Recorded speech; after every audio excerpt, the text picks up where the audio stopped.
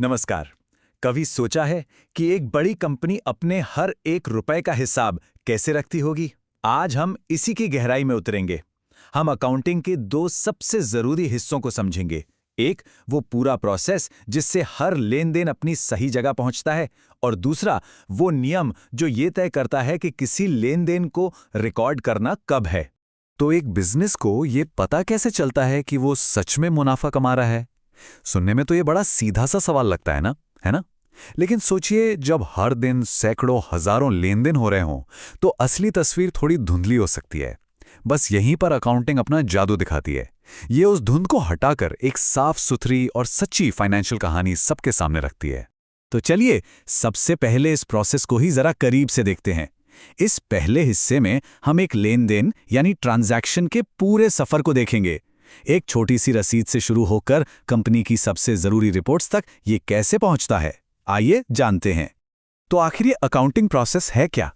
इसे एक information factory की तरह समझिए। ये कच्चे पक्के फाइनेंशियल डेटा, मतलब कि सारे लेन देन को इनपुट की तरह लेती है और उन्हें प्रोसेस करके तैयार रिपोर्ट्स यानी फाइनेंशियल स्टेटमेंट्स में बदल देती है। ये वो रिपोर्ट्स हैं जो किसी भी बिजनेस की सेहत का एक क्लियर कट आइडिया देती हैं। अच्छा, तो ये पूरा सफर 6 मेन पड़ावों से गुजरता है। सबसे पहला स्टेप है लेन देन को पहचानना। फिर दूसरा स्टेप उसके लिए वाउचर बनाना, जिसमें डेबिट और क्रेडिट का हिसाब होता है।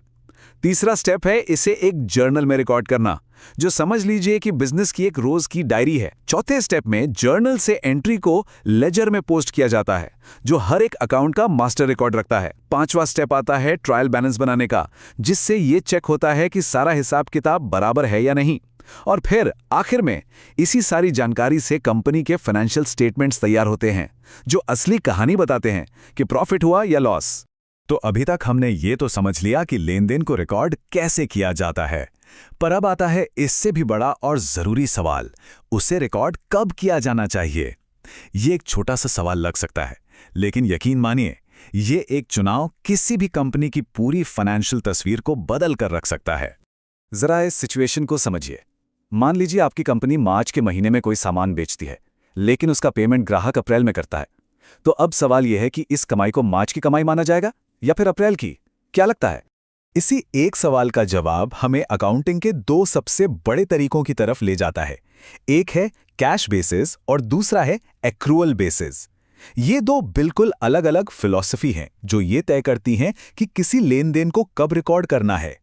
तो इन दोनों में आखिर फर्क क्या है? देखिए, कैश बेसिस बहुत ही सीधा साधा है। जब पैसा हाथ में आए या हाथ से जाए, बस तभी उसे रिकॉर्ड करो, सिंपल। लेकिन एक्रूअल बेसिस थोड़ा ज्यादा स्मार्ट है। वो कहता है लेन देन को तब रिकॉर्ड करो जब वो असल में हुआ है, भले ही पैसा बाद में मिले या देना पड़े।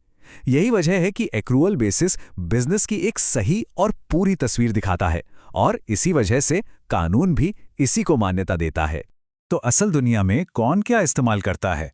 कैश बेसिस ज्यादातर प्रोफेशनल्स जैसे डॉक्टर या वकील इस्तेमाल करते हैं, जिनका ज्यादातर काम नकद में होता है।